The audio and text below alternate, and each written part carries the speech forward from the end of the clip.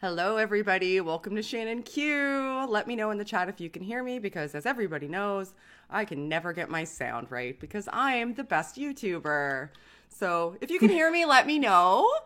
I'm just going to operate under the assumption that people can hear me till then. So today I'm really excited because I have my friends on with me and I'm Taylor from the Antibot's first ever live stream. So when she's the biggest anti-MLM YouTuber, I can be like, remember when she was on my channel? That's right. I was one of the first people she talked to. So I'm pumped. I can't wait for everybody to meet Taylor. And she's sitting next to some guy. I don't know. Some guy. Whatever. Just some dude. He just stumbled No one in important. here and I was like, fine, whatever. There was this lady just sitting out in her front yard and was like, I saw her about to walk inside and I asked her, like, what are you doing? And she's like, I'm going to go stream. Do you want to be on with me? And I just followed her in. And that's where I am. Like, that makes sense. That actually checks out. That follows. So this is Drew from Genetically Modified Skeptic, also, who's here to join us today. And I'm really excited both of you are here. So Drew, I'll give you a chance to introduce yourself quickly first, because then I want to get to Taylor. So Drew, tell everybody who you are in case they don't know and where to find you, and then we'll move on to Tate. I'm Drew. I'm a full-time atheist activist and YouTuber with a channel called Genetically Modified Skeptic. I've been doing that for a few years now. Shannon was just saying that I hadn't ever really been invited on this channel, but I've been on it a couple times. And funny enough, I've never done like a real like serious collab with Shannon, but Shannon's been on my channel a bunch of times, like we're just at random, totally at random. And yeah, but we're buddies, even though she pretends she hates me. Oh yeah, I pretend that I hate you. We do air quotes on my channel. But I'm just here hanging out because I have a little bit of a vested interest in this channel and in this person that is taking the spotlight today. So I'm just here to hang out and troll your chat, Shannon. So that's what I'll be doing. Enjoy, have fun. We'll talk amongst ourselves. And Taylor, guest of honor. I can't wait for everybody to hear who you are and where they can find you. So I'm Taylor, and I run the channel The Antibot, which is an anti-MLM channel. And for those people that don't know, MLM stands for multi-level marketing. I don't know, should I explain what multi-level marketing is? Yeah, you can go into that now. Okay. Like, yeah. So a multi-level marketing company is a company that uses non-salaried workers. They make a commission based off of the sales that they make. And if they recruit anyone into the company, then they make a percentage off of the sales that they make. So it's very similar to a pyramid scheme, but technically legal because they have products. So my channel is all about debunking MLMs and educating people on the dangers of MLMs.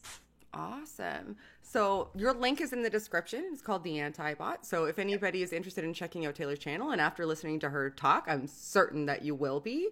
So please go check it out and subscribe. And Taylor's channel is pretty much brand new and is almost at 5,000 subscribers. Crazy. How does that feel?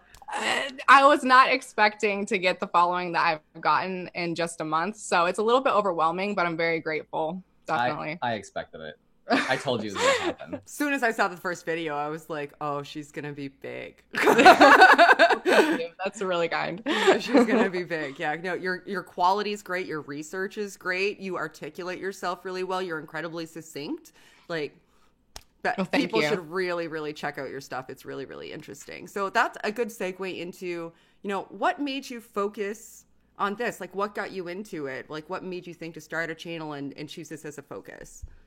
So it kind of started, it was several years ago, actually.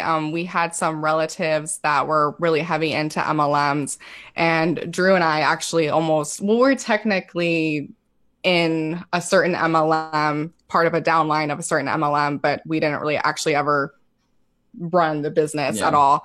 But once we started looking into it for ourselves, we figured out all about what MLM is and how predatory it is and all the fake health claims that they make. And we kind of came to this realization that it's very dangerous. And Drew started his channel. And I actually did some of the writing for his MLM videos. So I've been doing that for a while, kind of in the background. And then I decided, what, I want to start my own anti-MLM channel on my own and kind of try to put myself out there. So I've even been like, oh, should I credit you with this or something? And she's like, no, I don't. I don't so want she's you to being like, too modest. yeah, like I don't want you to like credit me for this. You don't have to mention me or anything because like, I don't want people to be commenting on my involvement in the video or something because I don't want to be in the spotlight. And I'm like, but if you tell people it's you, they're going to be like, wow, good job. And then now you are writing your stuff and they're like, wow, good job. 5,000 people are like, wow, good job. Yeah, it took me a while to like get out of the background and put myself out there. Yeah. So. Well, I'm really glad you did, and I'm really glad that you did the videos with Drew. And like Drew was saying beforehand that like some of his most popular videos when it came to MLM stuff, you were the one who was contributing a lot of the ideas to even make those videos. So yeah, maybe you should you should tout yourself more because you do really good work. So, Thank you. Really good work. So should I sing your praises on that? Yeah. Do it before we keep going. Do it. So I have 2 videos that got like relatively popular that are both about multi-level marketing. And one of them is like pretty much the most popular video on my channel. And it's about me almost like joining this multi-level marketing company that I call a cult in the video. And we go through the BITE model. It's a collaboration with Telltale, actually. We talk about the BITE model. We talk about the backstory of this MLM. And that video did very, very well. And now a lot of people consider that MLM a cult. Like it's just completely normal, common language to call that MLM a cult instead of an MLM, even though it can be both one and the same. And I have another video that just talks about MLMs in general and how you can use the BITE model to determine whether or not a specific MLM is a cult. And I kind of talked about how a lot of them fit the BITE model pretty well.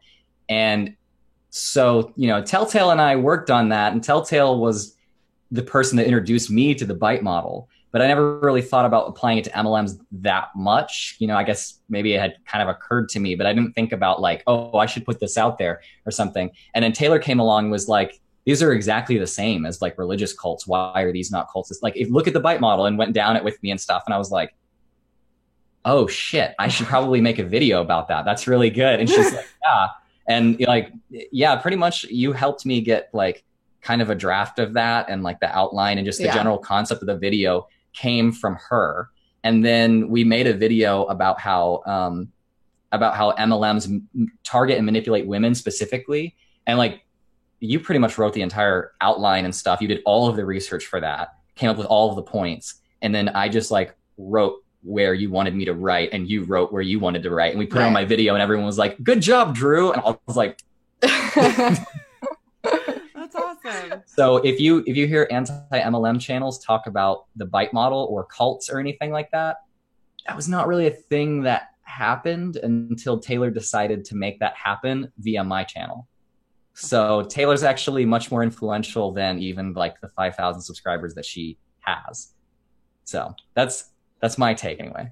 Well, I was a really big like Steve Hassan fan, and like Steve Hassan himself talks about like he compares MLMs to the BITE model all the time. So yeah, it was kind of just a thing that had to happen. But I think Telltale did a video before we did. Telltale had talked about a couple of MLMs before, but he hadn't talked about in general whether MLMs could be considered cults, like just broadly. He talked specifically about, I think, Young Living before. Oh, okay. But he hadn't talked about MLMs as a structure. Yeah.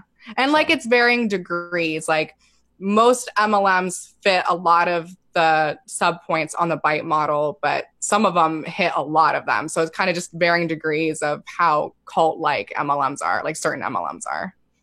Wow, cool. Well, I'm pumped to get into the crux of what's going on here, because it's not something that I've seen your videos, I've seen Drew's videos, and I've seen Telltale's videos, but that's essentially my exposure to it. Just watching your guys' videos on it. So I'm really excited to kind of get into it and be able to have the opportunity to ask questions. And I'm going to give the audience the opportunity to ask questions as well. Everybody in my audience knows that I first monopolize the conversation for myself because I'm an incredibly selfish person and it's my channel and I'll do what I want. But towards the end, I'll let everybody know if they can ask questions. If you send super chats, I'll read them so long as they're nice. I don't read the mean ones. But my audience is wonderful anyway, so I don't get the super chats. So Taylor beforehand actually gathered together a couple of examples of MLMs, and how they can kind of fit these structures that we're talking about and what types of effects they have and how entrenched they are into things like government and communities. It's all really interesting stuff. So Taylor, I'm going to throw it to you if you're comfortable with like bringing up the first one that you think we should discuss on the stream. So if you want to describe what it is. So I would say probably the one that's the most important to discuss is Amway. It's the biggest MLM company in the entire world. I think 2018, they had like $9 billion in revenue. They're huge, which is like it's 1/7 of like total MLM revenue. They're huge. And they actually have a big presence in the US government. It was started by a guy named Richard DeVos, you kind of should recognize that last name. That's Betsy DeVos's father-in-law. And I think back in the 90s, there were like 5, let me make sure I get this right. I don't want to. If you aren't sure who Betsy DeVos is, that's the Secretary of Education in the United States. Like literally education is being run by what in the anti-MLM community we would call Hunbot. That's what they're called. But yeah, in 1997, there was 5 Republican House members who were Amway distributors. And Amway has contributed like millions of dollars to the GOP. Like it's a huge thing. They also like to push this very conservative Christian agenda. They're kind of into the prosperity gospel.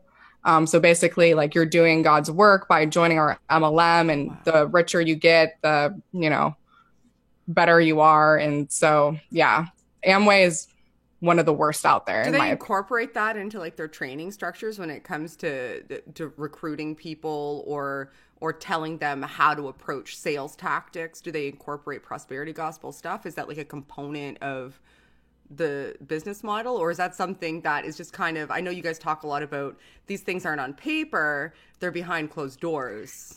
It's more behind closed doors, and that's how it is with a lot of MLMs. A lot of MLMs are very Christian, and not that you have to be a Christian to be in them, but a majority of the people are, and especially Mormon, because a lot of MLMs are based in Utah where, the Mormons are. Yeah. So it's not really like this letter of the law or written into MLMs, like their company description or anything like that. It's just more of a culture behind MLMs. It's kind of like super Christian in the way that the United States is super Christian. Mm-hmm. It's not written in anywhere, but like if you want to get anywhere with it, then you have to abide by what the majority thinks, whether that's Mormonism and it's not Catholicism. It's always Protestantism or Mormonism.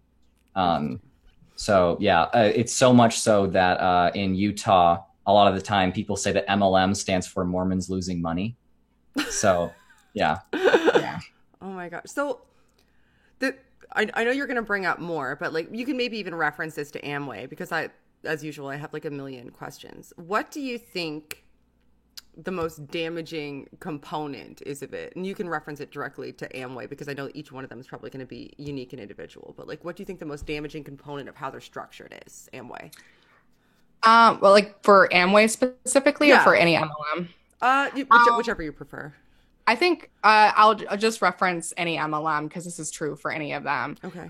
There's different components that are damaging. I think it's kind of twofold. So on one side, it's very there's a big financial loss for a lot of people. According to the FTC, 99.6% of anyone ever involved in MLMs lose money or don't make any money at all. So pretty much everyone is losing money if they're in an MLM, and all that money goes straight to the top, to the very few distributors at the top of the pyramid, or to the founders themselves. So less than 1% of people actually make any money in this. So that's one component of it. And the second component is how emotionally manipulative they are. They like to target stay-at-home moms. They like to target single moms, military wives. It's very targets females specifically, especially vulnerable women. Like vulnerable. Especially moms. They don't go after like super highly educated women who like have successful careers. Yeah, and especially just vulnerable people in general. People who maybe they just lost their husband or just had a baby. They're kind of in a more vulnerable position. They'll target those people and exploit them financially and emotionally. So it's basically the same way as like Say that you get diagnosed with cancer and someone messages you and is like, the way that you can get through this is with Jesus Christ. Just invite him into your life. It'll help. Obviously, we'd look at something like that and be like, wow, don't do that. That's awful. But at the same time, we'd be like, kind of think, oh, that's just so typical. That would totally happen. MLMers are kind of the same way. Like if you say if you go to like r/anti-MLM on Reddit, you find so many posts and messages and stuff to where someone will be saying, oh, my aunt said that she had cancer. And then four different friends of hers messaged her and said that we have something in our MLM that will cure your cancer if you just believe in us and just trust us and get involved and buy this $50 starter kit or something. Yeah. It's the same. The way that people evangelize to the vulnerable is the same in MLMs as with Jesus. And they really target people that have kids. And they'll say, oh, well, you're, away from your house 8 to 9 hours a day and you're, working this job. Wouldn't you rather be home with your kids? You should be home with your kids. Here, this is an option for you to work a business from home and still be with your kids. So they basically shame people, like especially women who work a normal job. Oh, so they're playing on a woman's guilt that she's not being at home with her kids, because that's something that's an expectation of women, is that you should be home with your kids and be a staying-at-home mom, and saying, hey, we're giving you the opportunity to still make the money that you need to make, which is the reason why you have a job, while also staying home with your kids, which is what you really want to do if you're a good mother. Exactly. So this is a miracle solution for the problem of that guilt that we're, eliciting from you in order to create that problem. Yeah, exactly. And that's actually how MLM started in the first place, because the first MLM was Avon, and that was actually back in the late 1800s. MLMs have been around for over 100 years. And the premise of it was like, let's get these women and have them go door to door trying to sell stuff to people, because other women will be home during the day and they'll be more likely to allow a woman into their home instead of a man.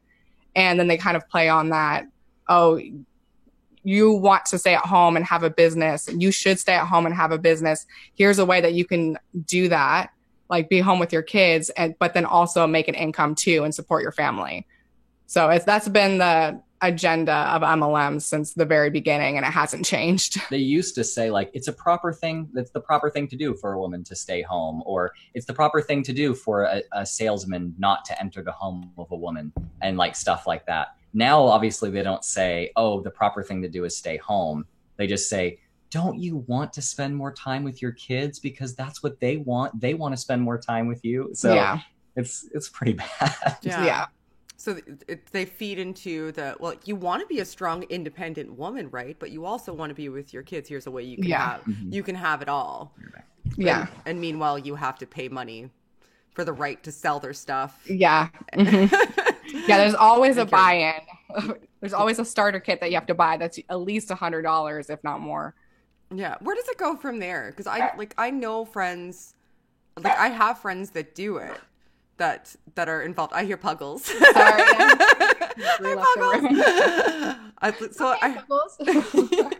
So I have friends that do it, and hold on 1 second. Let me just grab him because never mind. Drew's coming back in. Okay, got it. We're all good. Sorry, he was gonna keep barking until Drew came back. He's very attached to us.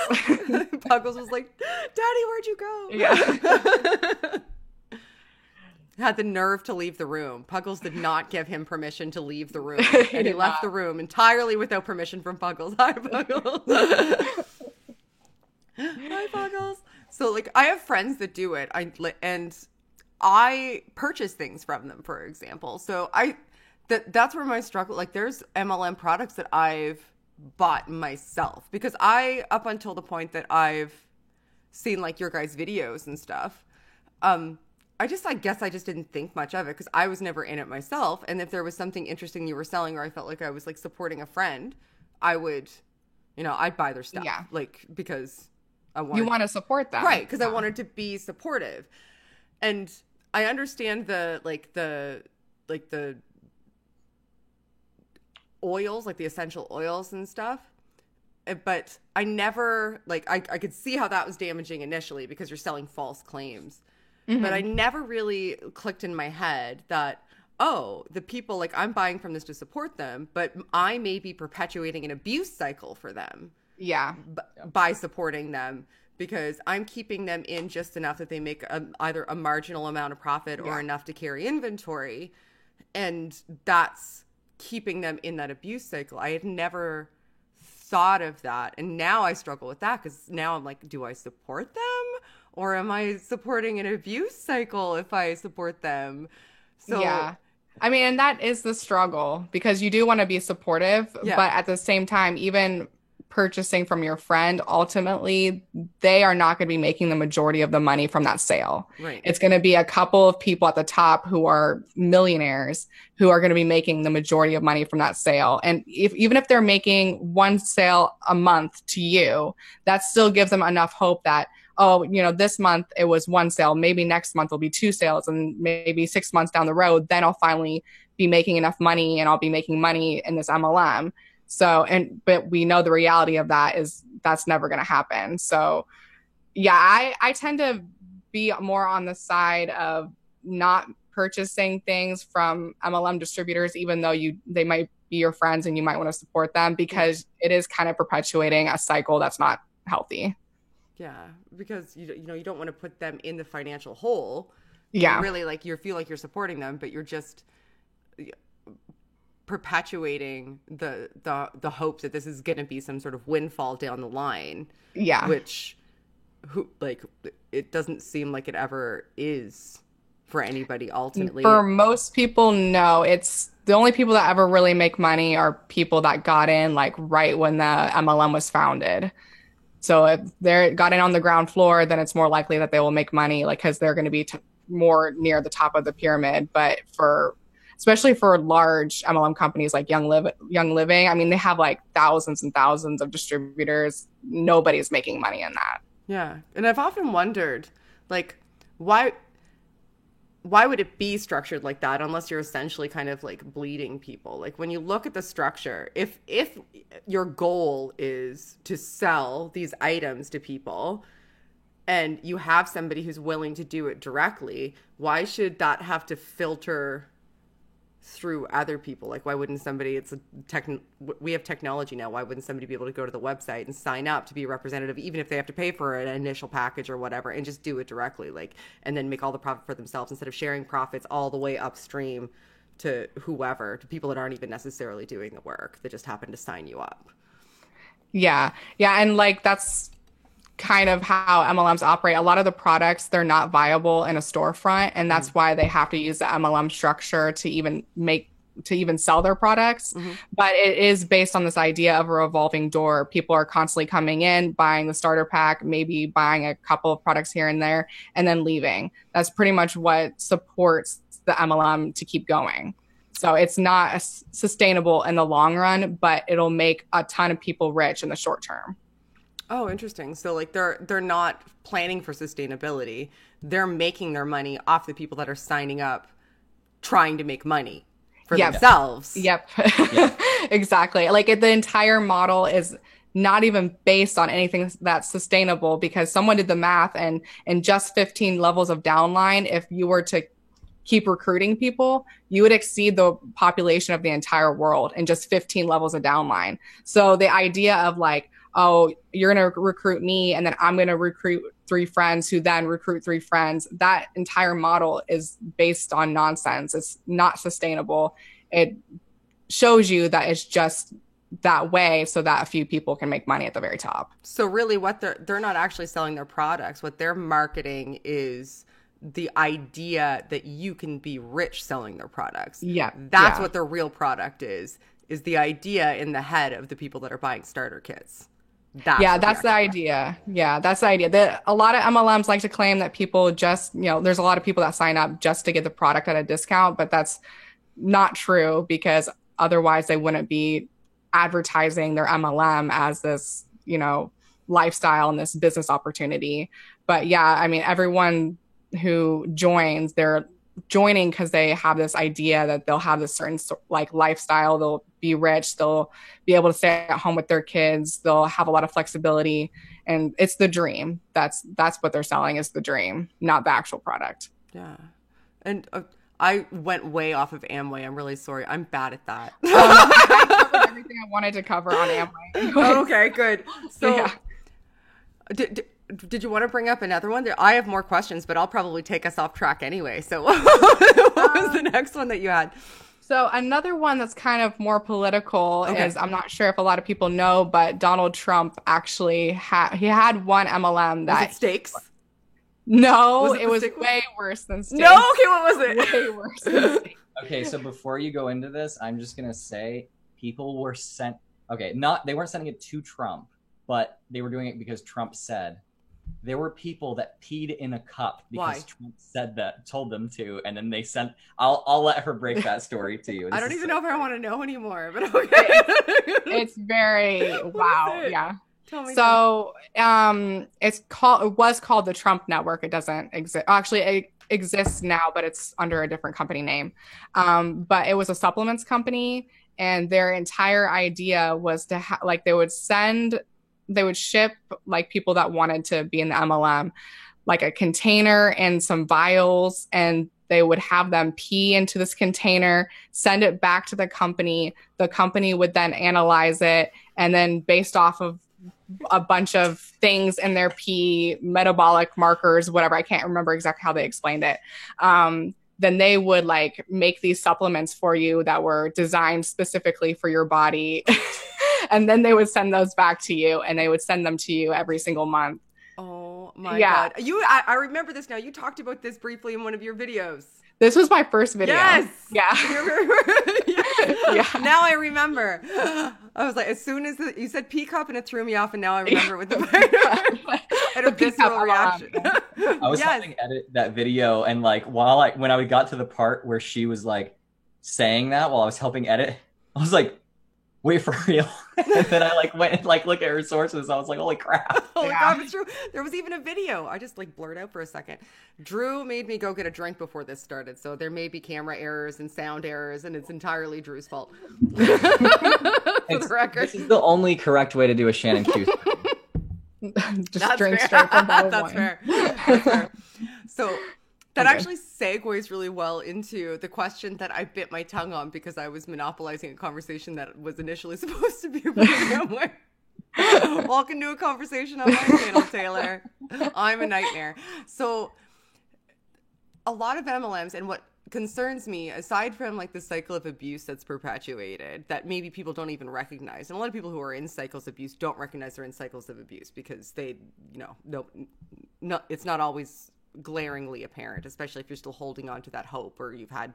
Anyway, but one of the other things that bothers me is even ignoring the people that are actually selling it if they buy into it. The people that you're selling it to, if it's something like this, like a vitamin supplement that like is formulated, people don't tend to do good source methodology and check the science on things. They tend to take their friends' words for things, especially. Yeah. So if somebody you know is a proponent of this, you're going to just operate under the assumption that they've done the appropriate research or it has some sort of efficacy for them, and you're going to buy into it. And that could potentially be dangerous because the things like essential oils or these vitamins or like the things like the first video I actually ever did on YouTube or participated in on YouTube was Drew's video with Paul on vitamin, was it B17? Like Yeah, B17. Yeah. Yeah. So basically, it was apricot seeds, Yes. which are full of cyanide. Yep. But they call cyanide B17 Yeah. to make it sound like a vitamin when it's fucking cyanide. It will kill you. Yeah, if you take it in large enough doses. Right. But yeah, that was the first video I ever did, and it was essentially sort of the same thing. They were selling these claims, these completely unfounded claims about these unregulated supplements, and a lot of MLMs seem to be that, just these unsubstantiated claims from unregulated supplements that are potentially dangerous, or people will avoid getting actual treatment because they're buying into this as an alternative form of medication.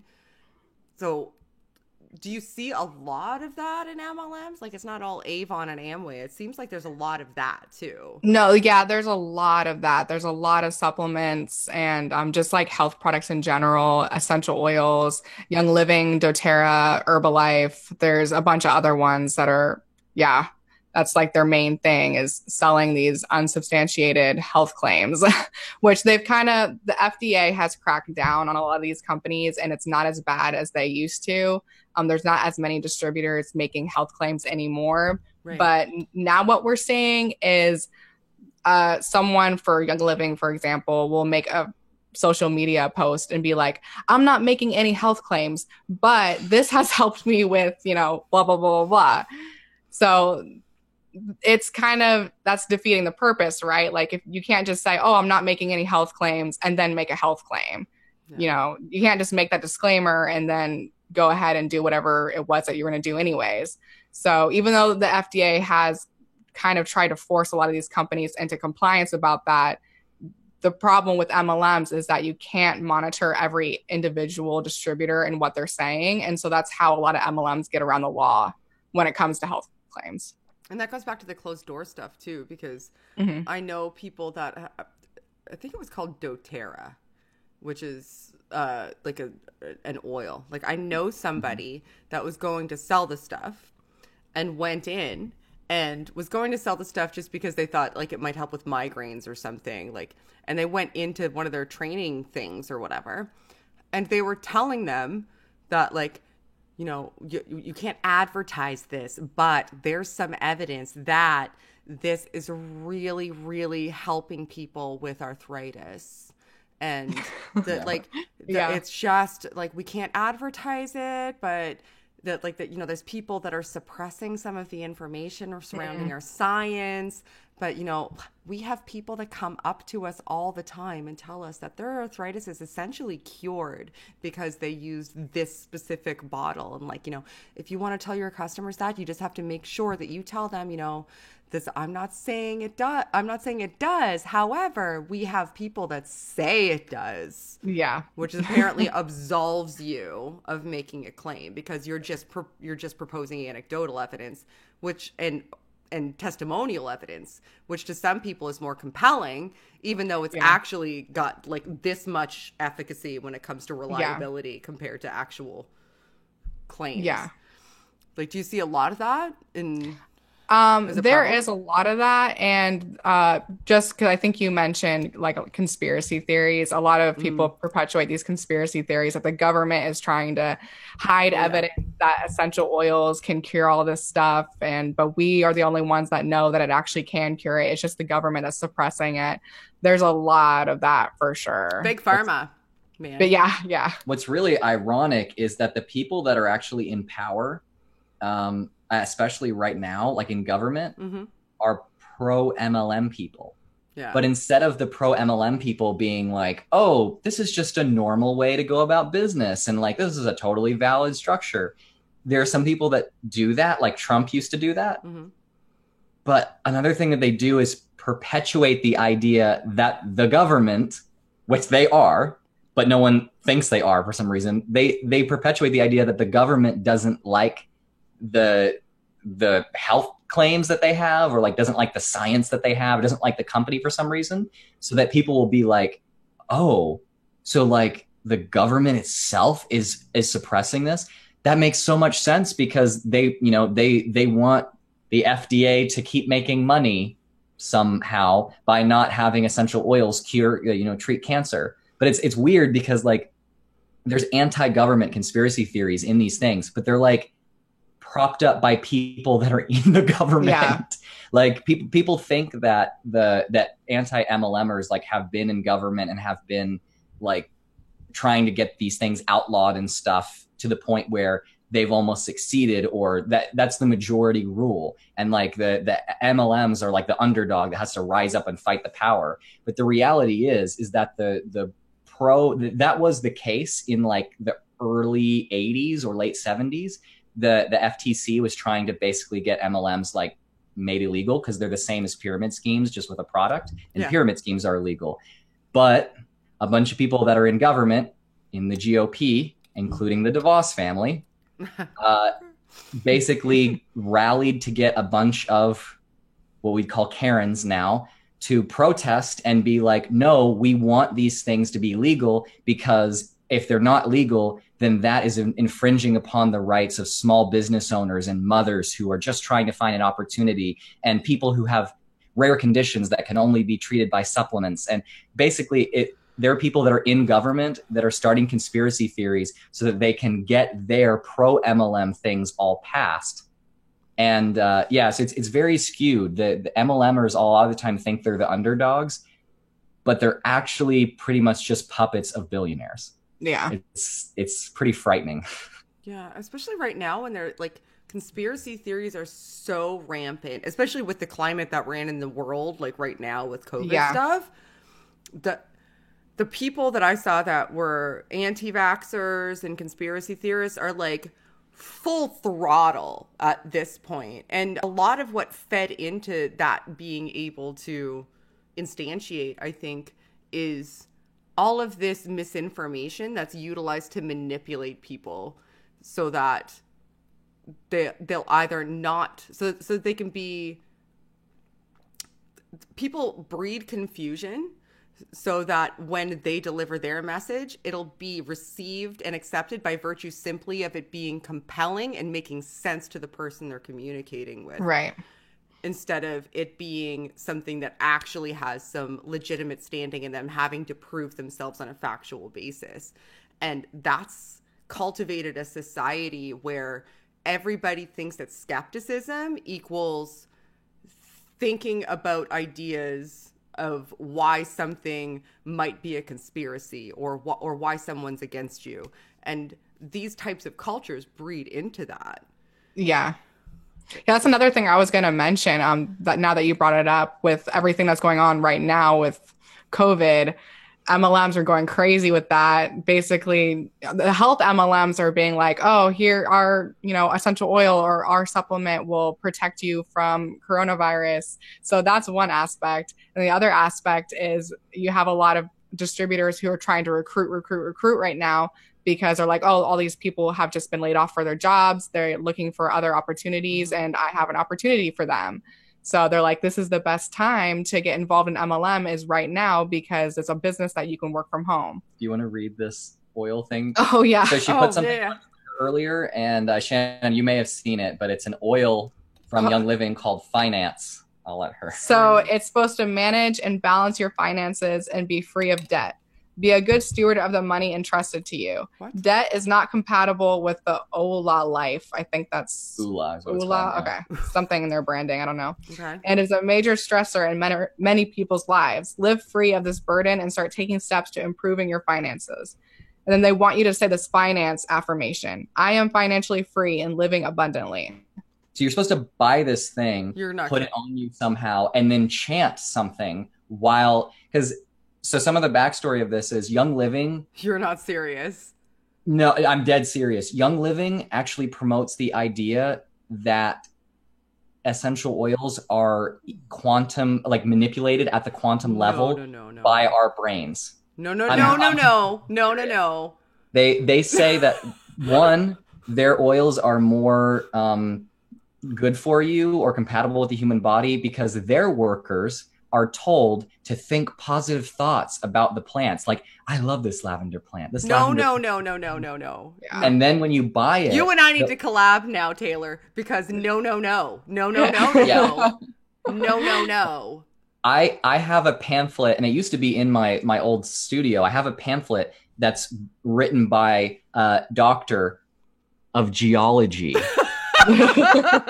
about how if you use essential oils and then you think thoughts of what you want them to do, then God, the Christian God specifically, the Christian God, okay, designed them to be compatible with quantum waveforms that can be changed by our thoughts. So literally, if you put an oil on you and then chant something, then that oil will take on the magical property of your chant. Totally dead serious, the founders of the company say this stuff. And like you kind of mentioned, they basically are oils are God's medicine. They're the original medicine. So that's what we need to be using instead of modern medicine. People did use them when our life expectancy was 30 because everybody died of dysentery. And that's something that they said. They're like, oh, look, thousands of years ago, these people used these oils. So since people have been using them for thousands of years, then we need to keep using them. So they used them because they didn't know any better, not because they were we didn't have anything better. We didn't, science wasn't a thing yet. So. Oh my, wow.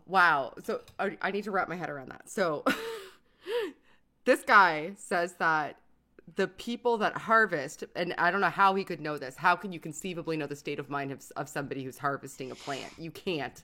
You just can't. It's impossible. Are happy somehow. So when they harvest the plants, and apparently the people who process it also must also be happy.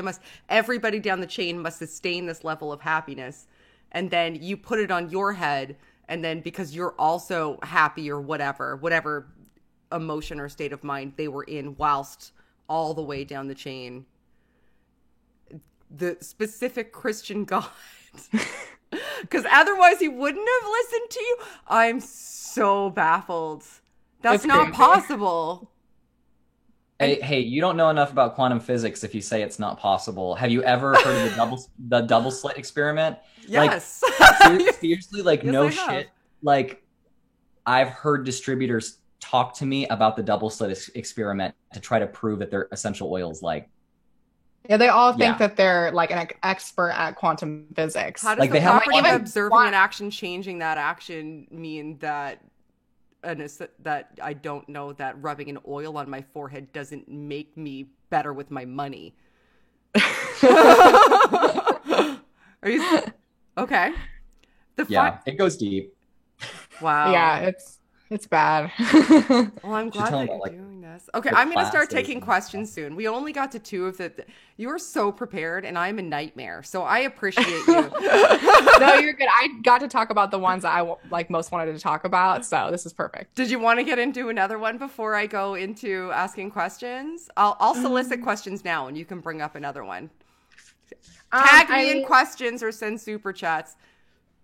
The only other one I had was just Young Living, and we've already talked about that a little bit, but I was going to talk a little bit about the founder. Young Living and doTERRA are they were both started by Gary Young. Okay. I know doTERRA is kind of an offshoot of Young Living. Mm-hmm. doTERRA is Protestantism and Young Living is Catholicism. Yeah. I think it was like there was a Reformation. There were people that got someone mad. hammered There were people that got mad in the company, and then they decided they wanted to start their own business. So yeah, but Gary Young has been found to be pretending to be a doctor several times. He even because he couldn't practice in the U.S., he went to, I think it was Tijuana, and started this whole cancer clinic there, and he was bringing people in and treating them for cancer with oils and and with Laetrile, which produces cyanide in the body. Why does everybody think cyanide and bleach cure everything?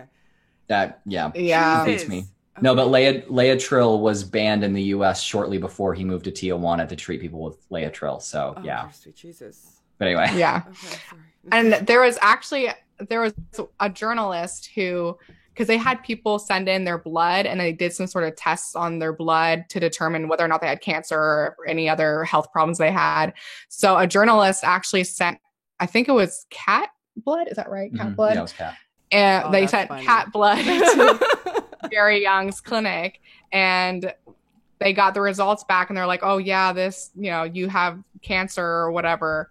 And they totally didn't catch on to the fact that it wasn't even human blood. They totally missed that. And the cat was completely healthy. So obviously they don't even know how to do any sort of testing to even see if people have cancer at all. Yeah. I would have sent food coloring and corn syrup. That would have really done it. It's imagine being the person that has the job of writing that stuff. That's total ministry of truth kind of bullshit. There's just a person on there that's like, hey, we got this vial of blood. Say something. We want them to buy this oil. Okay. And you have cancer. And well, of course they're going to say you have cancer, because then they bring the person down to their clinic, and they keep them for a couple weeks and do all this testing, and they charge them thousands of dollars to do that. So of course they're going to tell them they have cancer. And then it's like, oh, you don't have cancer. Oh my gosh, you're healthy. It worked. It worked. Amazing. Yeah. What about the baby? There has to be some ethics. There must be ethics that stops them from you can't say that you're performing medical diagnostics if you're not. Yeah, I don't understand like how someone could do that and live with themselves. Honestly, I'm not really sure what they tell themselves in order to justify it. Yeah. Gary Young also was a really big believer in underwater births, and he actually birthed his daughter, well, not him, but like his wife birthed his daughter underwater and held the baby underwater for an hour, and the baby died. Yeah, babies need to breathe. Yeah, babies need air. You know, that's kind of Why important. would they hold a baby underwater for an hour? He thought that holding the baby underwater, that was getting them used to the real world or something like that, and they could still breathe through the umbilical cord? Yeah, umbilical cord. No, they can't once they're outside of the amniotics. Oh. So this just shows you how much medical knowledge Gary Young has. Yeah. Oh my God. Oh wow. That's intense. I'm glad you got to talk about him, but also a little pissed off that I had to hear more about him. I remember Drew doing a video about him actually now when you were talking about the underwater birth. That's hit me. That I remember. I don't. My MS intense. Means that I don't always have the best recall, but that now hearing that, I remember. Okay, so we do have questions. I have 2 super chats. So thanks, guys, for the super chats. I'll start with those, and then I'll start paying attention to the live chat. Make sure you tag me. I'll scroll back up. Hi, Shannon. Amway wouldn't let us sell sodas at a con because it wasn't a health con. One we ran. We went to one of their rallies and I got shamed for being a pagan. They're fundy Christians. Yeah, they're very Christian.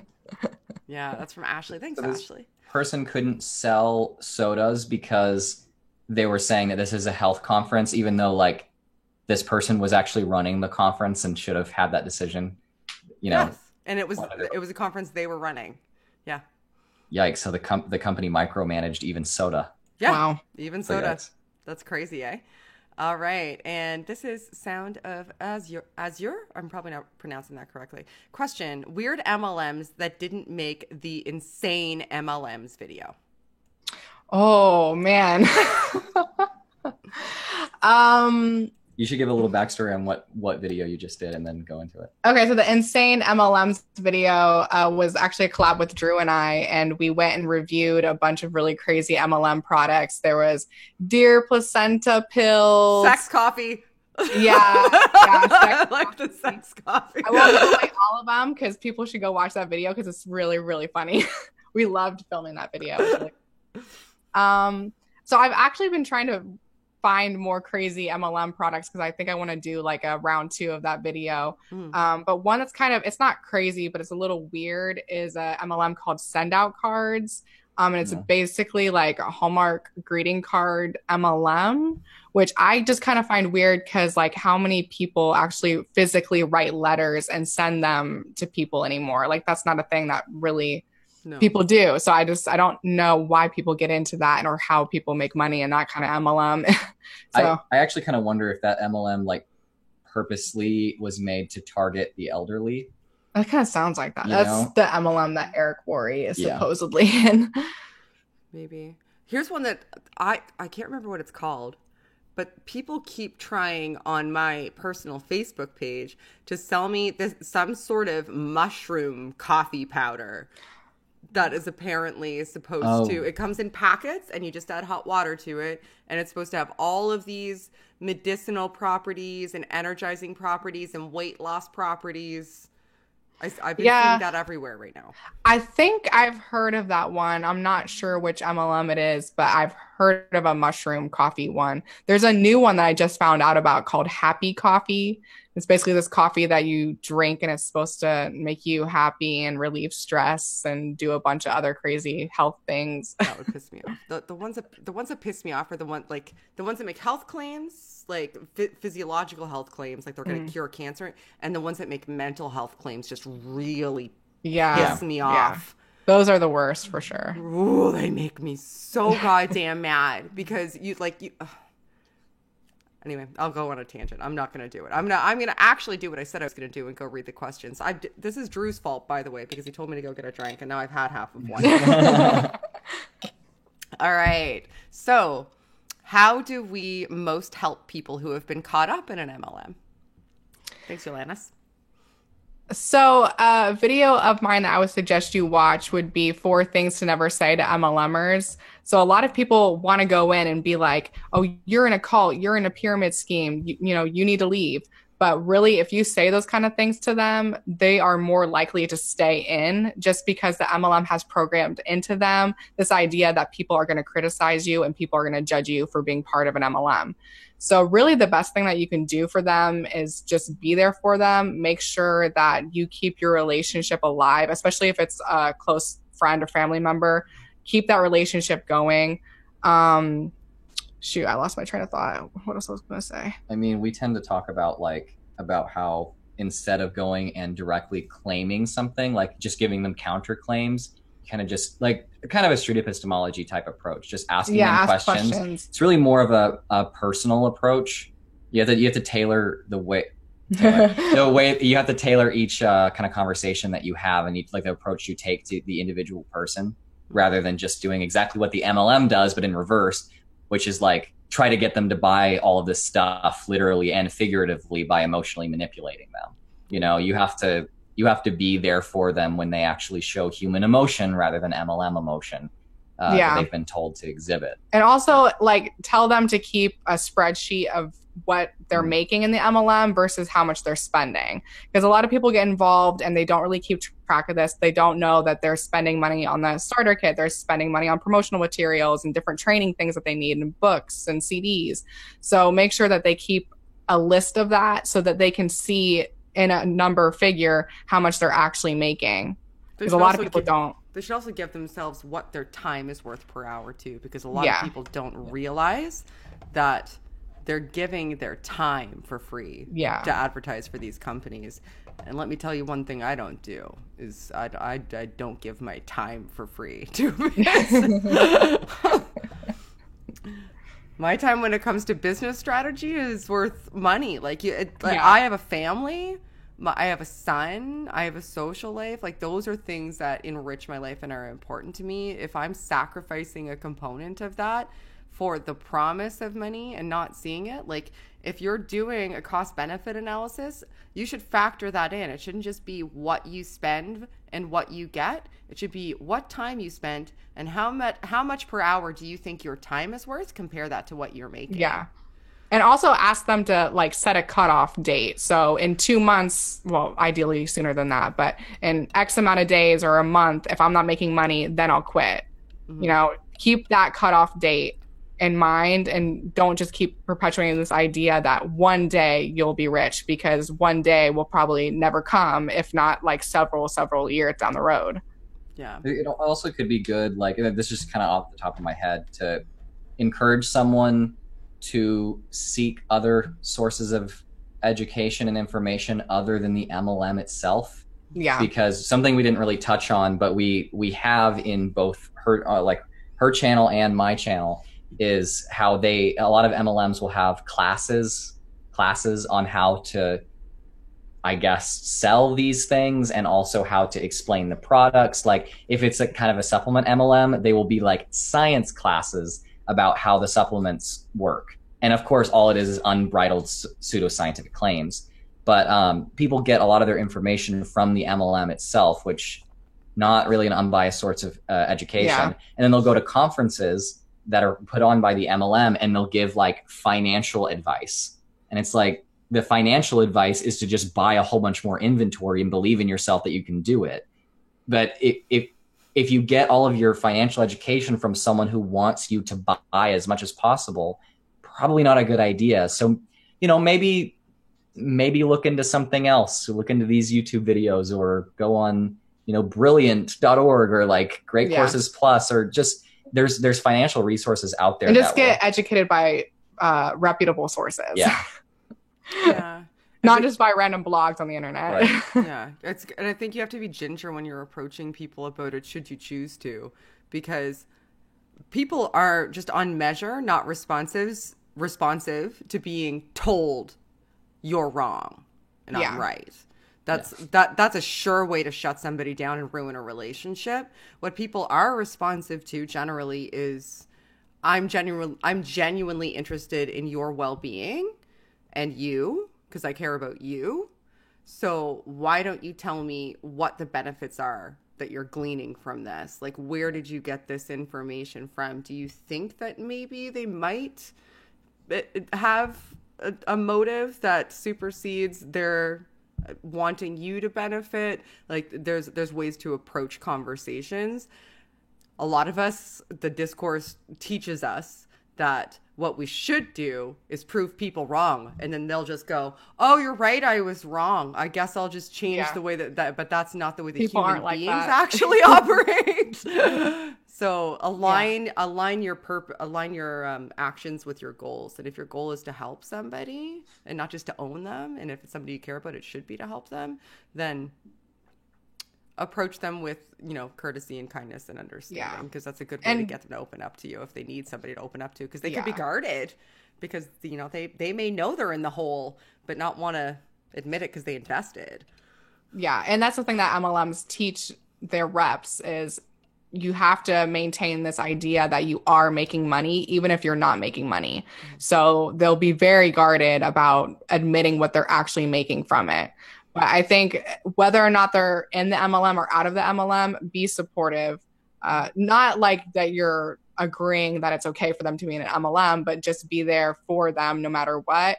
Because as soon as you start kind of creating that gap between you, they will cut off the friendship first, because the MLM teaches that anyone that's not supportive of your business is not a true friend. It's not a true relationship, and you need to have nothing to do with them. So if you care about this person, then make sure you're there for them. What's the number one name that they call people that don't agree with MLMs and they teach their reps to call them? There's just haters. Oh, I was thinking poppets, because that's like a new thing that's going around. There's you should just explain there's multiple names for them. Yeah, haters. There's a new name for anti-MLM people, and it's called poppets. I don't know the whole history or story behind why we're called poppets now, but Poppets was a toy when I was a kid. No, I'm thinking Popples. Never mind. I'm full of shit. I'm thinking maybe it's from Pirates of the Caribbean or something, because they're like, those two guys are like, puppet. Yeah, the pirate guy. I think it's a play on puppet. Like you're like puppets for the man, which is really ironic. Given that it'd be like Jehovah's Witnesses being like, you guys are so involved in your religion.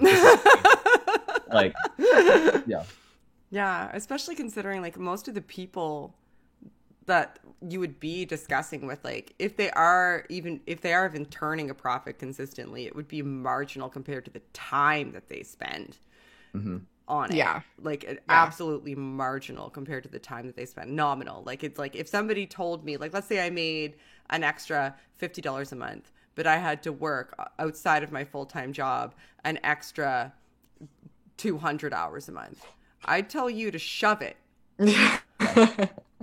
Like, I'd rather live my real life. I will not trade my real life for $200. Thank you very much. There's things that I would rather spend my time doing, but people seem to do that freely because they think that they can snowball it into more, right? Because they're sold the image of a lifestyle that maybe somebody else has, and that it's attainable for everybody, including them, and they're continuously sold that. All right, there's more questions. I am bad at being a YouTuber. All right, so from Vibrantly Brantley, please consider buying Invigoron berries from me. I'll pass. He trolls me. That was a troll. All right, from Ms. Diesa. I'm gonna pronounce that wrong. I'm so sorry. Have GMS and AB heard of an MLM called Forever selling aloe vera products? I have heard of that one, but I don't really know much about it at all. But I've heard of it. Aloe vera products. That's interesting, because like aloe vera does have some like clinical research backing it up. Yeah, as an antimicrobial, it does. It's like, and it also helps to repair some damaged skin cells. Like, it's good for like sunburns. But outside of that, we should look that up and see what they're. I'm imagining that they're probably making a lot more extensive health claims than just aloe vera can help you with your sunburn. The new thing that I see with aloe vera is people being encouraged to ingest it, like in water, to help with digestive tract and weight loss. That's something that I see fairly consistently, enough that it like came to my mind. So I wonder if that's what it is. I wouldn't Yeah. be surprised. Yeah, I'd like to put it in water or use it as a supplement in that fashion. All right, so oh look, I just modded Chadwick today, and he's doing a good job. He's attempting to elicit questions. Are the essential oils really historical medicine? Because it seems suspect to me. And from my historical medicine research. Well, they are mentioned in the Bible, and that's what a lot of people reference when they talk about the historical context surrounding surrounding essential oils. Yeah, that's the main thing that a lot of distributors care about, because I mean, just realistically, if you're going to quote an ancient bit of writing about what ancient people did, like if it can also be a religious text, way more people are going to get on board than if it's like Pliny the Elder said this, and people be like, Pliny the what? What are you talking about? You know what I mean? They rather, if like in John, right next to John 3:16, it says, and he anointed him with oil, and he said supplications, and you know, I mean, well, even like frankincense in Young Living is called sacred frankincense. Like they like to emphasize that frankincense was mentioned in the Bible, and therefore it's sacred.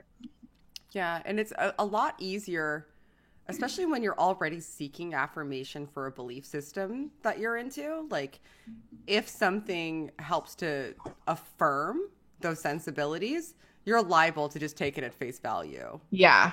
Without questioning it further, because you're already holding to a standard that isn't necessarily like a stringent, strict standard that involves a lot of research and rigorous testing in order to hold that belief. So if a component of that belief system is, oh, and also God will do this utilizing oils, and here's the reference to the thing you already believe that says oils do this thing, you'll just incorporate that into the existing belief system that you have. So you're easy prey to make people money, because yay, capitalism. Oh, Paula G is in here. He's cute. All right. Is YouTube content creation ultimately an MLM? No, because I don't make any money from getting anybody else to sell. Shannon did not recruit me. That's an important thing. I did not. She created a channel of her own volition, and I profit not downstream from when she far surpasses me in like 3 weeks. And I look up to her and go, can I come on your channel? All right, Andrew, genetically modified skeptic. My shampoo says it cures headaches, cancer, explosive diarrhea, projectile vomit, rabies, tetanus, and intermittent reincarnation. Seems legit, right? Reincarnation seems legit, right? There actually is some pretty wacky MLM shampoo that does the opposite of what you would actually want it to do. She can tell you about that. Yeah, there's a MLM called Monet. They sell shampoo, conditioner, other hair products, and they have a lot of lawsuits against them right now because their shampoo causes people to go bald and lose their hair and have rashes on their head. Yeah, it's bad. It's like, imagine selling Nair and it makes you grow hair everywhere. Oh my goodness. Okay. It's pretty bad. Like, it's a popular one too. It's very popular. I know somebody who sells it. One of my best friends. Oh no. Ooh.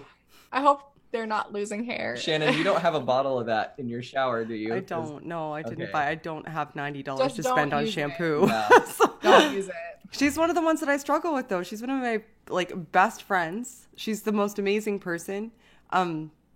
She's in the military. So is her husband. She's got 3 kids. Oh yeah. And she like, and she does. She sells it and believes in it and wholeheartedly believes in it. And I believe in her. The reason I haven't purchased any from her, because I have purchased from other people before, is because I don't have $90 to spend on shampoo. Yeah, their shampoo is very expensive. And now hearing that, I'm like, well, I'm glad I didn't have $90 to spend on shampoo. She's one of the people that I struggle with, like with this, Yeah.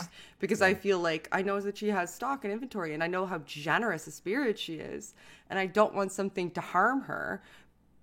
But I'm also afraid to approach her about something like this because I don't want to damage a relationship. Yeah. With her, because she's somebody who's important to me. So I'm like the people asking questions in the chat. Like I had some hesitation, like doing the stream. I was like, oh, if she watches this, I don't want her to think that this is me attacking her. Yeah. Right? Like I'm talking to her when I'm doing it.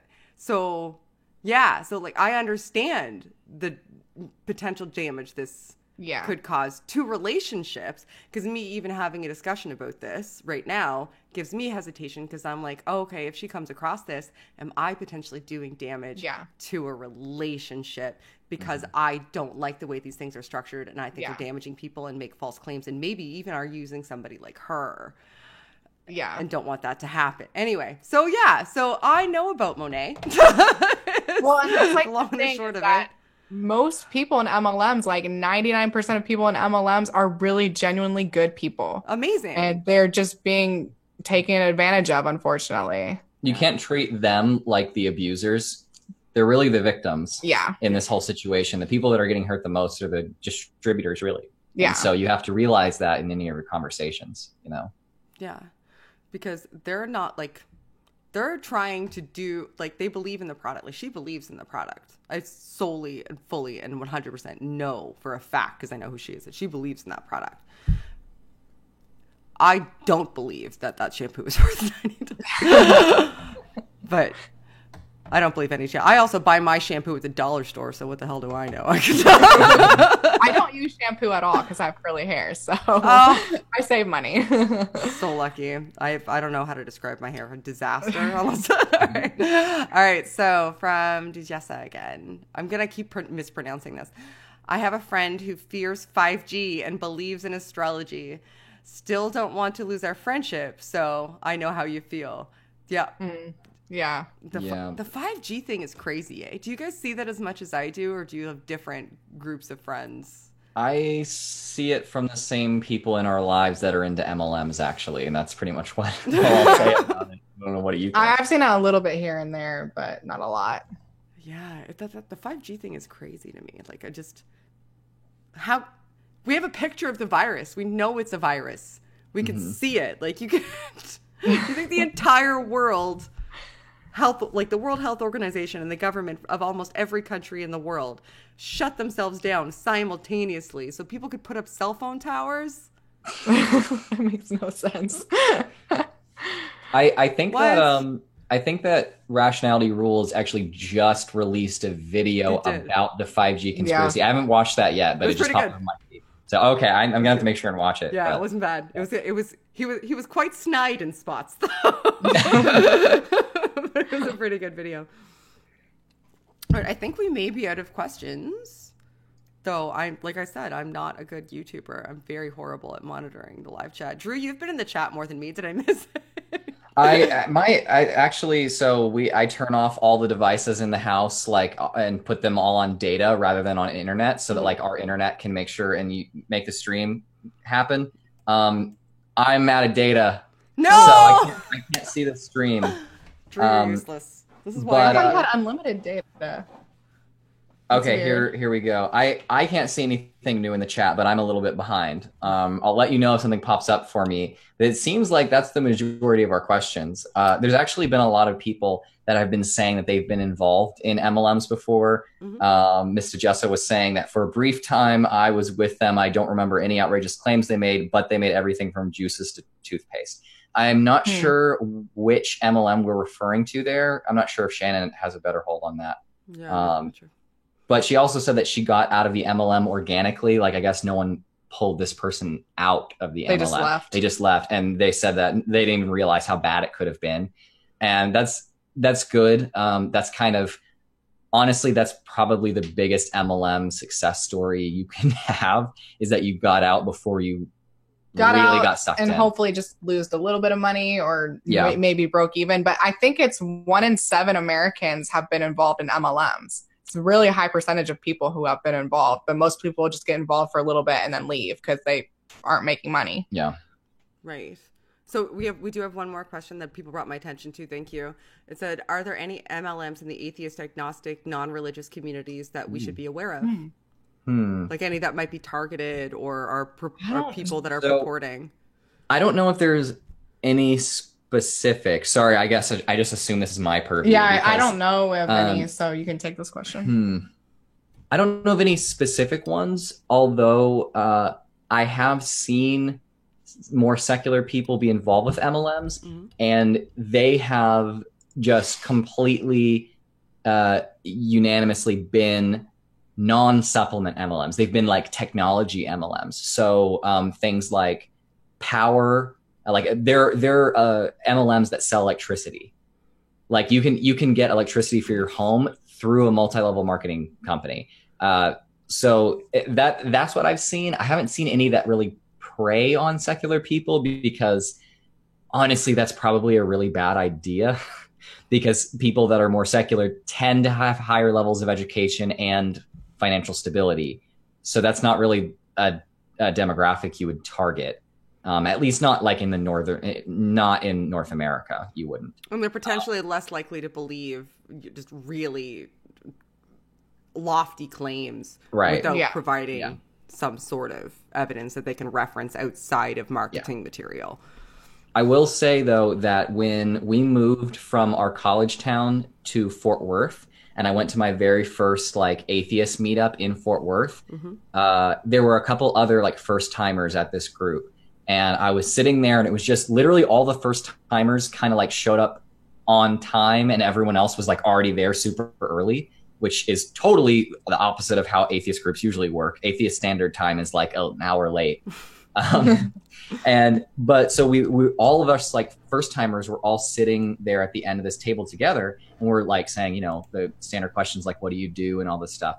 And I had gotten that question first, and I had been talking about, I'm like just now starting this channel that is like about like, I want to start this YouTube channel that's about like atheism and like against like multi-level marketing and alternative medicine, you know, all that like quack stuff. And everyone's like, oh, that's so cool. That'd be so fun. You have to send me the video if you make one. And, you know, and this one girl that was a first timer was like suspiciously quiet. I just thought she was nervous because it was her first time being there. And that was not why, because later when I asked her what she did, she described the company.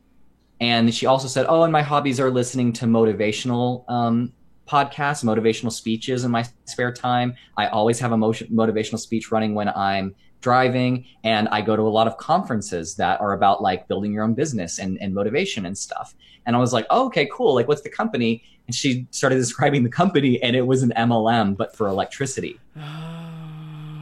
I literally was like, oh, okay. And I wasn't going to say anything. And then my friend that I like, my brand new friend, we ended up being better friends after this because this was a bonding experience for us. He's like, isn't that one of those bullshit MLMs? Just like you were saying. I was like, I said it. I like him. He was like, he didn't mean to like upset her. He just like kind of said it, you know, because we were all being ourselves or whatever. Some people just say what they think. Yeah. She was really upset and never had any contact with the group ever again. Wow. And it sucked because she was like, I really had to work up the courage to come here because every time I've interacted with people who call themselves atheists and skeptics, they've always really kind of like shit all over my lifestyle and stuff. And I thought she was just like someone who likes use the word spiritual, or, you know, she likes Buddhism or something, you know, like whatever, like just something that some people might think is a little woo-woo, but it's not really a thing, you know? Right. This is a completely different thing. Like, so that was the reason that she didn't like atheist communities or skeptical communities? I think so, because people were bringing up how her job was a scam and that she was like in a cult, basically. Kind of interesting how she could be a skeptic, but yet not apply skepticism to something has a lot of evidence that it doesn't work and it's a scam. I mean, there's lots of skeptics who don't apply skepticism to certain components of their life. That's true. That's true. just about no one is really a perfect skeptic. Right. So that's true, but it's just like kind of surprising because it just seems like an obvious thing. Yeah. I won't fault her too much. Maybe she's going to watch this on the off chance that she's still okay with like atheist communities. If you are, I don't remember your name, but it was nice talking to you. I don't hold a personal vendetta against you. I'm sorry if we made you upset. I didn't mean to. But yeah. was an interesting experience. Cool. Well, we've approached the end. I think there were a few more questions, but I won't hold you guys much longer because if I take more questions, I'll just keep talking, and so will everybody else, and we'll be here all night. But I really appreciated you guys both coming, and Taylor, I'm really super pumped about your channel. And I hope that you hit 5,000 like today or tomorrow. And when you hit 30, 40, 50, 100,000 and I'm still languishing trying to get 20,000, just remember me. And we can do a thank collab. you. Thank you so much for having me on. It was great. My first live stream with Shannon. It was perfect. Oh, good. I'm so glad.